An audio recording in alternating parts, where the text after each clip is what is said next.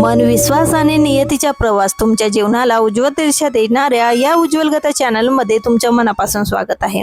देव तुमचे ऐकत नाही असं वाटतंय का मित्रांनो? तुम्ही खूप प्रार्थना करता पण काहीच बदल होत नाही असं वाटतंय का? तर हा व्हिडिओ शेवटपर्यंत नक्की ऐका, कारण आजची ही गोष्ट तुमचा विचार बदलू शकते।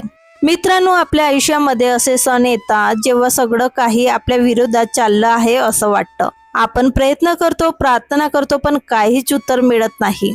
आणि मग मनात एकच प्रश्न येतो, देव माझे ऐकत का बरं नाही?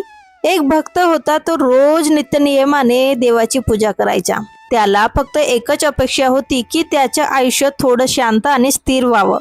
पण कितीही प्रयत्न केलं, कितीही प्रार्थना केली तरी त्याच्या आयुष्यामध्ये समस्या कमी होतच नव्हत्या।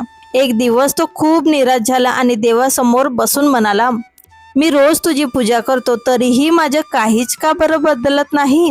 माझ्या आयुष्यातील अडचणी का बरं कमी होत नाही? त्याच रात्री त्याला एक स्वप्न पडलं। तो लांब रस्त्यावर चालत होता आणि त्या रस्त्यावर त्याच्या सोबत देव सुद्धा चालत होता। तो मागे वळून पाहतो आणि त्याला 2 पावलाचे ठसे दिसतात, एक त्याचे आणि एक देवाचे। पण जेव्हा तो त्याच्या आयुष्यातील कठीण क्षण पाहतो तेव्हा त्याला फक्त एकाच पावलाचे ठसे त्याला दिसतात। तो दुःखी होतो आणि देवाला विचारतो, देवा, जेव्हा मला तुझी सर्वात जास्त गरज होती, जेव्हा माझे कठीण क्षण सुरू होते, तेव्हा तू माझ्यासोबत नव्हतास का? तेव्हा देवाने त्याला हसून उत्तर दिलं, त्यावेळेस मी तुला सोडून गेलो नव्हतो, मी तुला उचलून चालत होतो।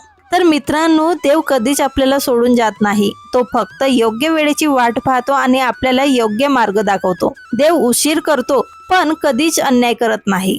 आज फक्त 10 सेकंद घ्या, डोळे बंद करा आणि मनापासून एकच बोला, हे देवा, मला तुझ्यावर पूर्ण विश्वास आहे आणि तुमची चिंता त्याच्यावर सोडून द्या। विश्वास ठेवा, योग्य वेळ आली की सगळं तुमच्या बाजूनेच होणार आहे।